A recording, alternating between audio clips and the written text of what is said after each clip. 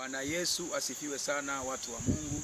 Tazama ni siku nyingine tena ya tarehe 8 ya mwezi wa 3 ya mwaka 2026. Ni siku ambayo imepata kibali mtumishi wa Bwana. Watu wa Mungu, siku ya leo nitafundisha somo linalohusiana na mambo ya hekima. Somo hili nalirudia tena, nimepata msukumo wa kulirudia kwa sababu niliweza kulifundisha siku ya tarehe 3 ya mwezi wa 3 ya mwaka 2026. Watu wa Mungu, tuone nini maana ya hekima. Kabla ya kusoma somo hili, naomba na tuombe. Asante Mwenyezi Mungu, Baba yetu wa mbinguni, kwa kutupa siku hii mpya. Umetupa si kwa nguvu zetu, bali umetupa kwa rehema zako na kwa upendo wako. Tunasema asante, lakini pia tunaomba toba za kweli ndani ya mioyo yetu. Tunakukosea wewe kwa kuwaza na kunena na kutenda, na hata tukustahili kutaja jina lako takatifu, bali tunalitaja kwa neema yako takatifu na kwa upendo wako mkuu. Nasema asante kwa kuwa unatufundisha neno hili la hekima. Ni somo ambalo narudia tena kuweza kuniongoza na kunitamia katika utoto mtakatifu, nikiomba na kuamini, amen. Watu wa Mungu, tuimbe kwa pamoja Tenzi ya Rohoni inayopatikana kwenye kitabu cha Tenzi, wimbo namba 25 unaosema nimekombolewa na damu ya Yesu. Karibuni sana.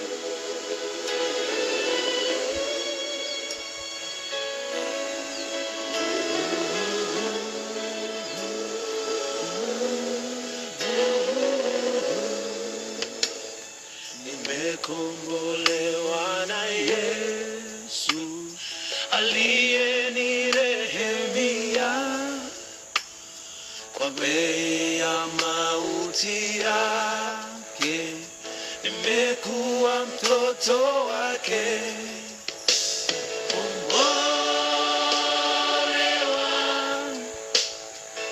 Nakombolewa na damu ya Yesu.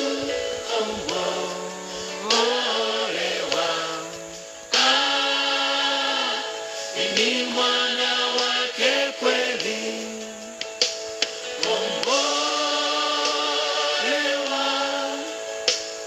Nakombolewa na damu ya Yesu.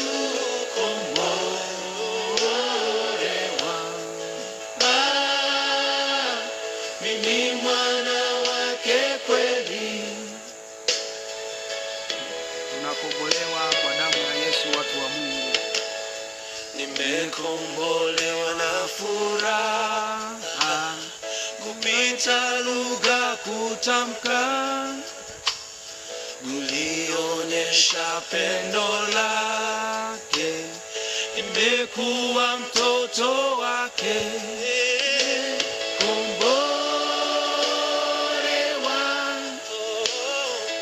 Nakombolewa na damu ya Yesu.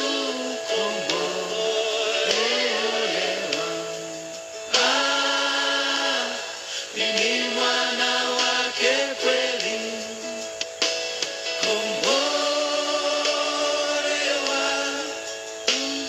Nakombolewa na damu ya Yesu.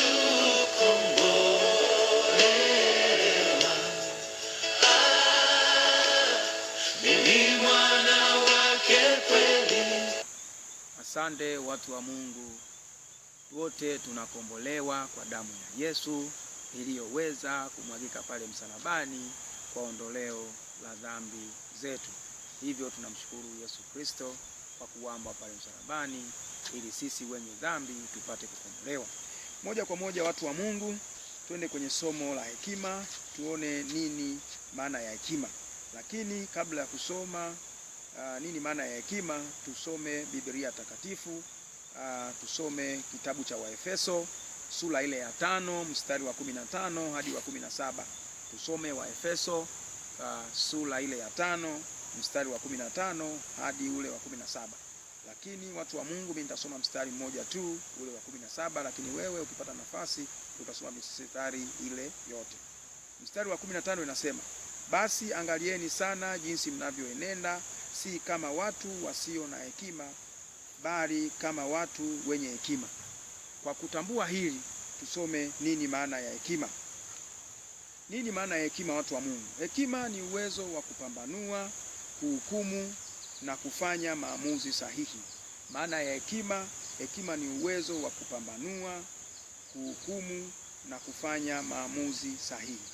Katika Biblia takatifu tunaona Suleimani alimwomba Mungu hekima na Mungu akampa, na ndio maana utaona mwanzoni kabisa mwa hekima yake kujidhihirisha ilikuwa ni siku ile Bwana